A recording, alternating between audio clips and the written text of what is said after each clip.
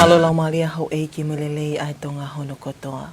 Fia ke utarita lelei ki mautolu ki o mo uni o ngongo, mo le tio ka ma Afrika television tonga ki he hoani. Makai koia ki he ngahi ulu i o ngongo. Whanofo i whamau polisi pensimani mau, ke hoko ko sea fo oe komson fili a tonga. Whailonga i aniafe ka kato a hanu whalelei ai whale tuku anga koloa whika tolu o e wafu whaloto whanua. Pea whengawe aki ai NDRMO ngai hoanga au e mesia pani ke tataki haako whetuktuku whanganga o ka hoko whatamak whaina tula mo yako no alunga tonga. Eto ia ipe me ngā hitala noa ke ana yang whatame wakai ke whamunui tāme he malai o sipoti kai uma afu ke whamatala ea. Kakai wakai lewa eni ke whaikiki hoa simalita tui vai. Ko a whanofo a whamau polisi pensimani mao kene hoko ko e sea fo o e komson fili atonga, aya ko ni whitongi ene e sea mālolo ko Right Honourable Law Tau KTKC, aya ko ne ponsoni mehe lakangani. O ko hoko hake lewa a whamau polisi pensimani mau ke lakanga, ke tau eni makahoko, o ka matalau e me aho wahiva o epeleli uanoa wano. Ko whakahua tu lewa e konsela whalanglangi a melia whakahiku o uiha helu ko e komisiona fo o e komson fili atonga, ke i he lakanga nei iai a mau ko e komisiona ai komson fili. Ko e whakaha eni i he ngongo tuku atu me he komson fili hili ai mokoia ni awhio ki ntupo wono ke hoko ko ia a mau mohelu ki he ongo lakangani. Ko e mramaile mahu inga eni ke sektoa whewhanonga aki tau te whito ke whewhanonga aki i tahi. E whaiwhaiange pia kakato a hanu whalelei ai whale tuku anga koloa whika tolu ai wafu whaloto whanua. Nei mea minister putu ngawe ki ngawe pe ngawe business e puli anga hua kama me liku i he whiawhi ane a whi o whailonga i ai kakato ai ngawe maongo o ngani. Li te atau kapo me whaikiki. Ia mea minister putu ngawe ngai business i ai puli anga hua kawa me liku. Nāne pehe ko makamaile mahu inga eni ki e langa whakalakalaka o e whanua.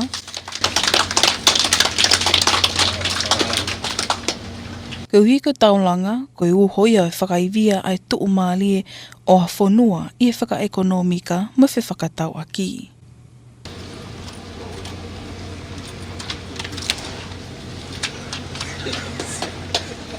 Kono kakato koe ni e whare whikatolu e ngahi waka whakalotu whanua. Ko a whakamonia ke a whaunga ngāwe whakapoto-poto.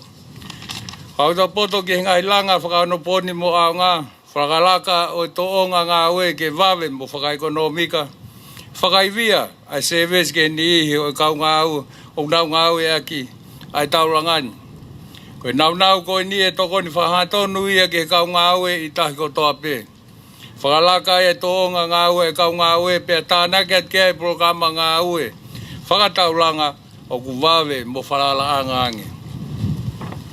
O toi haa mahina mai e mahu inga o hapalani taim loloa ki halanga whakawhonua.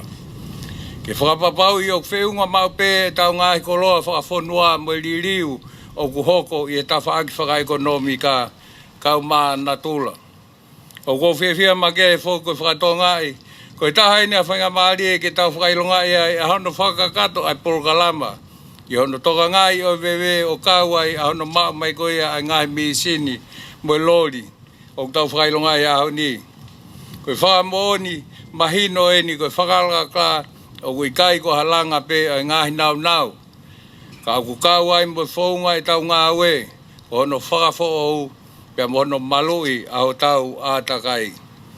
Lolo tonga eni, e whakamatala ngā ue e pule leo ai poate ma o mawhai ki e taulanga, Halloween ki sina. Neongo ai mohu pole ai hala whanonga, ne kei whai ai e whakalelei i ai whale whika tolu ai taulanga, ka nai malawa pē ke au sia ai taumua. Ko langa ai whale ke ni malawa matua ki e ngai haa o e whatamaki i whakaenatula. I e topulaki ai ngahi ngāwe whakawafu whakaloto whanua, pehe ke lahiange ai ngahi pisnisi whakarere waka, ko e whia mau ha whakalakalaka o kutu uloa. Neo whongi ai whakakaukau koe ni, ke whakahoko hono whakarerei. O re whare tuku anga koloni, ke whiau e ngahi whia mau. Matua ke ngahi haha o taimi, pehe ki he whaunga ngāwe o tuuloa mo topulaki. Ko ngāwe whakaleleini o kuneri riu ai whaunga o e whareni ki he tuunga o whakaano pōni ange whiunga mo e ngahi ngāwe whakataulanga. Ko hono whakawheau o ngahi loki ngāwe whaka-office o whiunga mo tau mai kau mauvaka whakalota whanua. Ko hono whakatuu ha ngahi whetu ngāwe ke whakahoko ai ai ngahi ngāwe whakawaka. Ko hono whakalakalakai ai tuunga malu o whaunga mo whakahoko whatongia.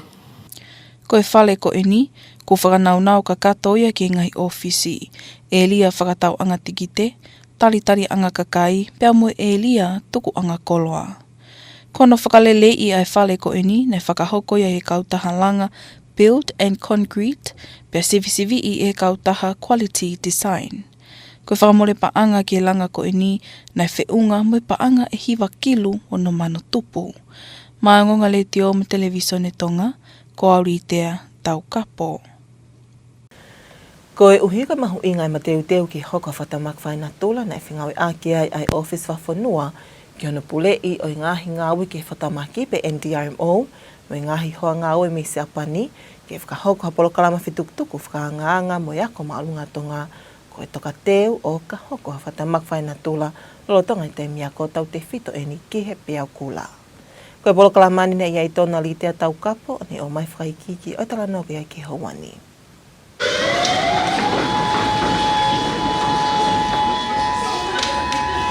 Nei whahoko ai aniawhi e ako malunga tonga, ai polokalama whetukutuku whakaanganga. Ki teu e whanau ako, me kauwhai ako, ki e ngahi ngā ue, ki whakahoko o ka hoko a whatamaki whakae na tula, hange koa mofuike e pepe au kula, lolo tonga ai taimi ako.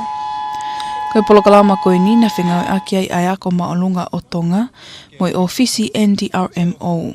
Me ngai hoa ngawe mi siapani hange koe kautaha tokoni a siapani koe Chaika, University Toyo, ki ona whotutu mo tataki e ngā weni, aia ne kamatai ni mihe tau ua noa wawha.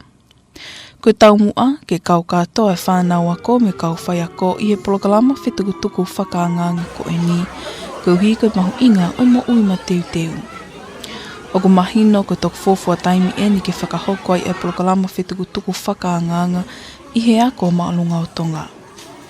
Nei ka mata e polokalama whetukutuku whakaanganga koe ni, a ki e whakaanganga i ai lulu ai mofuike, i a miniti e nima, kai whie mau e whanau ako me kau whai ako ki nau kumihu whanga, pe whakamalumalu i he lalo te pile ako takitaha.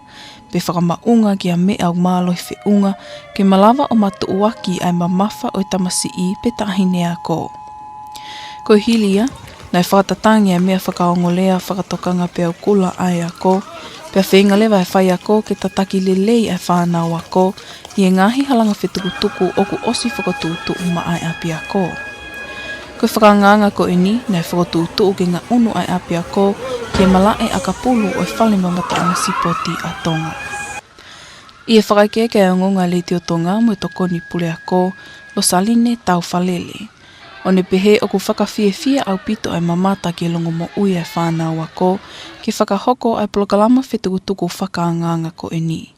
Ko uhi ko siofia ai hao mo i malu ai api ako, pena mo ui ma teu ai o ka whaiwhai ange, o ku hoko whatamak whakaina tula, o hange koe peau kula. Hange ko ia ne tau mamata ko toa ki ai i he ahoni, ai iai ai fia ko uhia ko e ausia ai palani mo tau mua ne whai amanaki ki ai, ne ongo ne pehe nei fuuwawe ai mawahe ai whanau me i apiakoni, ka ko tuipe ko e mea mahu inga taha ai ngā ue whakataha ai etmine apiakoni mo i kau whai ako, pe apihe ki he whanau ako, e nau talangofua o waweange e mau ngā unu mei apiakoni ki he wheitu une totonu ke mau evacuate ki ai, si e palopalema na e hoko, pena i ai ha whanau ne hoko ha whakatamaki ki nau tolu he hoko e trail i he ahoni, ko tui ko e ko e mahuinga ia a hono tautou whamanatu ki he kauwhai ako mo e whanau ako mo hono tautou talanoa i ai palani evacuation ko ni ai ako anga ki hono whetuktuku e whanau i ha hoko mai ha whakatamaki hange ko mo fuike pe ko ha tsunami. Ka ko tu iau ko ngahi mea pe ke tok whalerei i a muiange ki hange ko e keiti ko ke whakahua e whanau ke whai ai ko no evacuate ki nau tolu. Ka koutui ko ngahi ngau e kotoa ko ia e toki whai a mui e whakahoko e palani he ahoni pea ku maumata ai ngahi mea ke whakalelei ki he kahau koutui e kamata e nia e whakahoko e porokalamani i haku maalunga Tonga i hono whakahoko maupe ke anga ki ai e mau whanau. Mahino pe i e kauwhai a ko me ngai kupu whelawe i a e nau whiawhia makehe koe uhihe na e ola lelei au pito ai polokalama whakaanganga koe ni. I e taliangi me whakaongongo e whanau a ko ki ngai whakahino hino mo e kauwhai a ko. Mai o ngonga le te o me televisione Tonga, ko auri i tea tau kapo. Pe ana e taritale ko wanaha apai ai eiki pale mia no pile whawhanua i hene fofua a ahi whaofisiale atu ke wahe whanua ha apai i he wikeni. I he ngongo tuku atu me ofise pale mia ne whakahoka whakataha ai pale mia mo i kau ngāu i ngahi potu ngai pule anga i he wahe whanua kau ke ai potu ngāu e polisi ta mate awhi me ngahi mea whatupake mo i potu ngai meidek kai pehe foki he kau ofisa kolo mo i kau pule whawahe. Lotonga ai i haapai ai eiki pale mia na e whakahoko ai tokoni ki ofise ko wana mo i ako maulunga ho apai. Ai ne whake ato ai mea lele fo ke ofise ko wana ko mea ofaia me i he kolo isi aina o kwhenga i aki wa ofi mo apai ko Dong Kuang. Mea whake ato ngai mea iwi palasa ki ako maulunga ho apai ko ofaia me he ofisi o e whaampastoa ko ia asiaina ki Tongani. O ni ngongo whalot whanua e ki Hawani te tau whakaile wahin ke whamimita ha me he mala e o sipoti o kahili eni pea mo pia orie.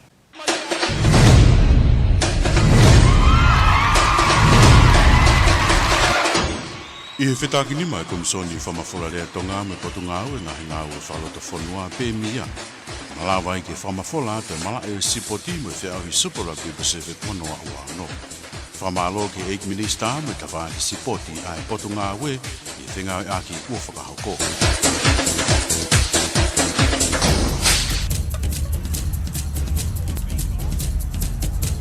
Pala mo tau ki whilonga ki koe whakaingi mala e o sipoti.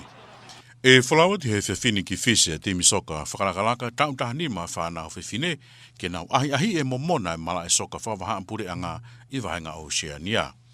Kono tukuange mai e ni bia mi he kau taha soka atonga e ngong koe ni he mahino ko ma teutewa te whanau ni ki he porokalama koe ni ke pātoro aki ai honau tare ni ti. Ka konga ine palane kau taha soka e Oceania ke ohi haanta kai e kune toho ki e manako e whanau ki he soka mo teuteu ki e ngai whiahui whawahaan pure anga. I taimne tau e whitaula ki hake e ngahi whanua e Oceania ki lau toka, te tewa ke kamata e whiau hini me he au whā ki au tahaua koe e mahina ni. Kai o tonga ni, ko maa watu ai whaiako me re wharemaka me wene squati tō tahano, timi whalaraka koe e tonga ni e proklaamani, ai whoko whiwhiren me ngahi korise Tongatapu mo wawa o pe whoke toko ua mi tō puri anga. I whamatala ko tuku mai me ofisi ko e taumua, ai proklaamani ke whakaivia ho nau hana whanonga, whataha e whokpea me ngai whiwhetu upe me mai a te rita horuni mai ai a Langari Peni, koris kun sālo te kai maa whoke tiuri pe tāri, mo ariria salt a koris api fo ou. I taime tau peko toko tolu me he lolo halai valu ko toa kase Moimoi mo ana tupou, pe whok me he ako maalunga ia wawa u, kai uma a Carolina tau moe wholau, o i ako maalunga sai neha bea tānaki mai bea mo Louisa Miller o Nusila, pe whoki kia Marietta Redmond me Amerika. Kai ke kua whapapau i pe wholau atu e mo e whanau tangata tau honga fulu maani maa, tim whakalaka i pe i mahina ko September i proklama te tau, pea ko proklama ni whoki na e whanau ia i he wanoa ua tolu i he tōn whapaanga ia, pe me kau taha koe i ulope a UEFA. Ko e sipoti pe ia.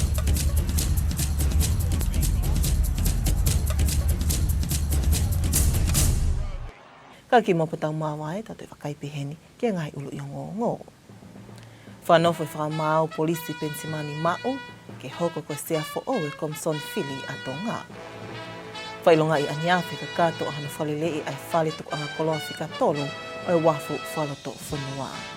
Pea whengawe aki ai NDRMO me ngai hoanga au e misia pani ke tataki haako whitukutuku whakanganga o ka hoko whatamak whaina tua mo yako maalunga Tonga.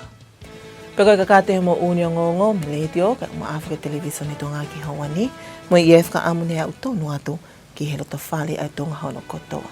Whamalo te tau keiwhi au mai, ko Sinolita tu iwai ka Moimoi.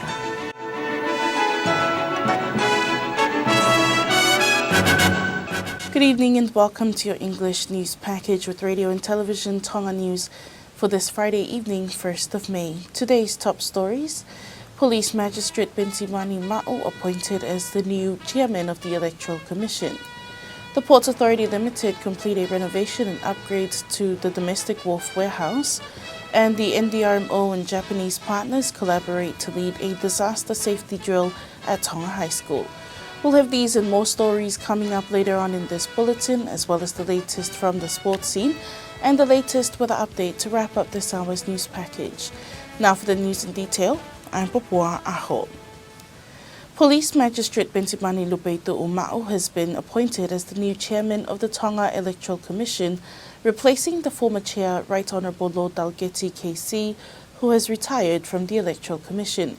Magistrate Ma'o will serve a 5-year term effective from April 29th, 2026. Meanwhile, Honorary Consul Amelia Whakahiko Uiha Helu has been appointed as a new commissioner of the Electoral Commission, filling the position previously held by Ma'o, also serving in a 5-year term effective from April 29th. The new appointments were announced in a press release from the Electoral Commission this week, following the consent of His Majesty King Debo VI for the appointments of Ma'o and Helu to their respective roles. The Ports Authority Limited have marked the completion of the upgrade and renovation works at the domestic wharf warehouse, with the Minister for Public Enterprises, Honourable Ho'akawame Liku, opening the Warehouse 3 building in a special program yesterday. Honourable Ho'akawame Liku says this is a significant development milestone, as this upgraded warehouse is expected to help strengthen the domestic wharves operations. He added that ports are central to a nation's economic stability and trade, and having this facility is a step forward for the Ports Authority Limited. As a government, we recognize that ports are more than just infrastructure. They are critical enablers of economic growth, national security, and connectivity. The Ports Authority Tonga stands at the center of this responsibility, serving as the Kingdom's primary maritime gateway, facilitating the movement of goods, supporting trade, and sustaining our economy. The completion of this domestic share number 3 represent a strategic investment in modern and functional infrastructure, improve operational efficiency, and enhance service capability for key port users. This facility will directly support maritime operators, improve working conditions, and contribute to a more efficient and reliable port system.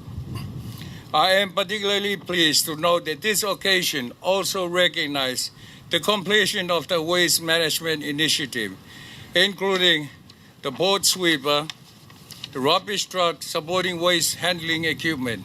And this is a clear demonstration that development is not only about building infrastructure, but also about how we operate, maintain, and sustain our environment. Meanwhile, the acting CEO of the Ports Authority, Halloween Gisina, says that despite challenges faced during the project, they are grateful to finally arrive at the day the completed project can be unveiled and all goals achieved. Gisina explained the upgraded warehouse has been constructed to better withstand natural disasters and is now fully equipped with offices, ticketing areas, passenger waiting areas, and cargo storage facilities.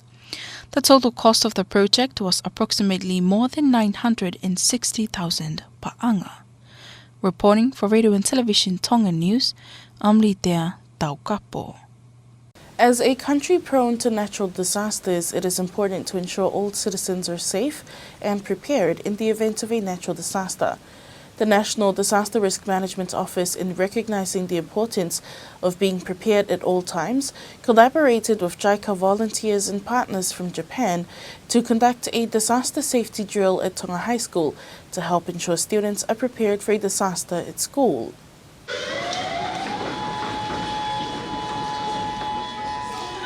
Yesterday's simulation exercise focused on what to do in the event of an earthquake and tsunami occurring during school hours.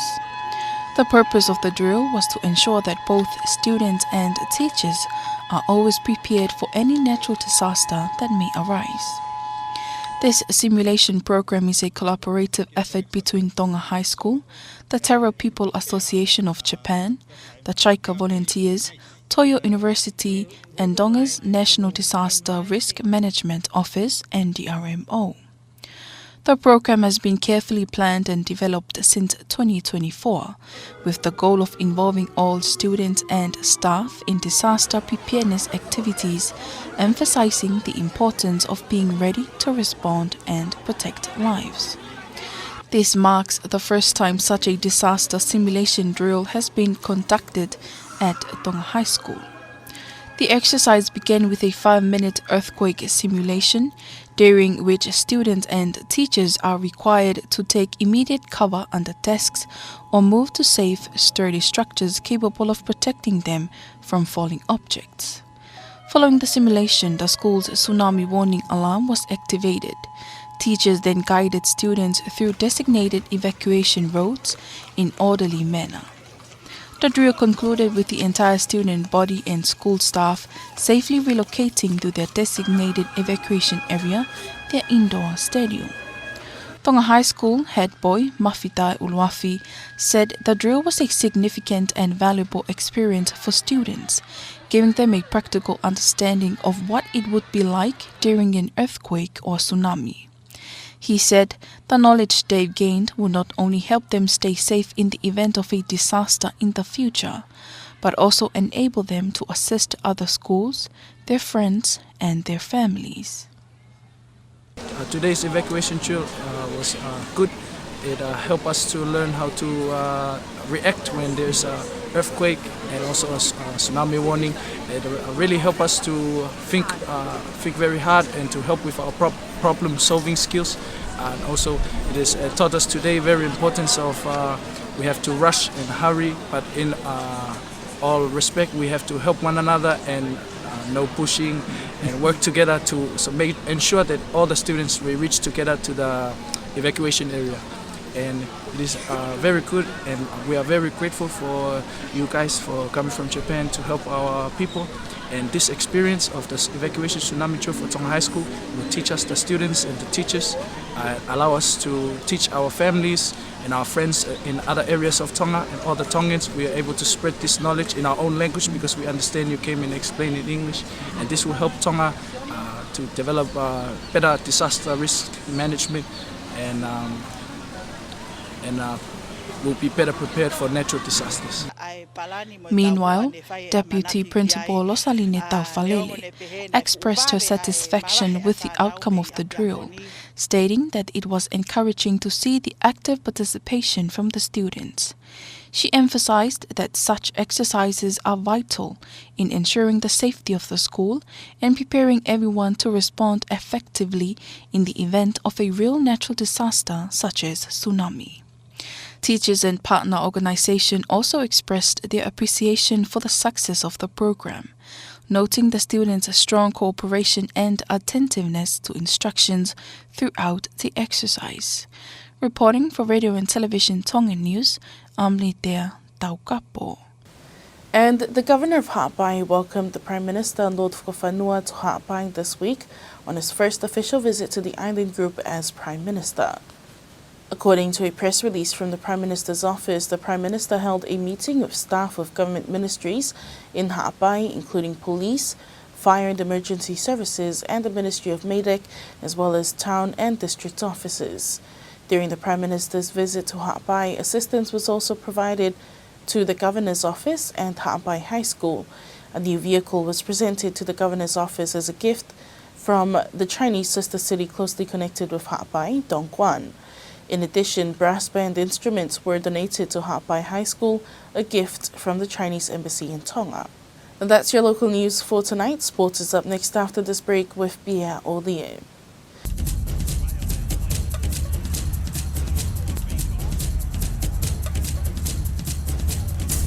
Welcome back in sport. The Tonga Under-15 Women's Development Squad will depart tonight for Fiji to take part in the OFC Under-15 Girls Youth Development Program. The Tonga Football Association confirmed the news to Radio Tonga Sports and said the program will be held in Lautoka from May 4th to 12th. The initiative aims to give young players international exposure and build confidence for future competitions. Head coach Mary Sokai Wharimaka has selected players from Tongatapu and Va'u, along with 2 overseas-based players. Among the squad are standout athletes Langakali Benny of Kunsalote College and Tiulipe Tari from Apifo College. 3 players are from Va'u schools, while the overseas-based players include Louise Miller from New Zealand and Malieta Ranmond from the United States. The development program began in 2023 for boys only and now includes both boys and girls divisions, with the under-15 men's team is expected to participate later this year.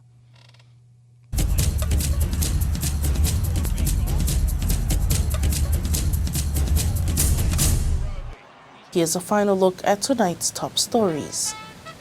Police Magistrate Bentibani Ma'o appointed as the new chairman of the Electoral Commission. Ports Authority Limited complete renovation and upgrade to domestic wharf warehouse, and NDRMO and Japanese partners collaborate to lead disaster safety drill at Tonga High School. That's your news package for this Friday evening, 1st of May. For more on these stories, you can visit our website at www.tbc.to. For a recap of this week's top stories, join us tomorrow for our weekly news program, Tonga This Week. Now, for myself and the Radio and Television Tonga News team, thank you for joining us. Have a good weekend and good evening.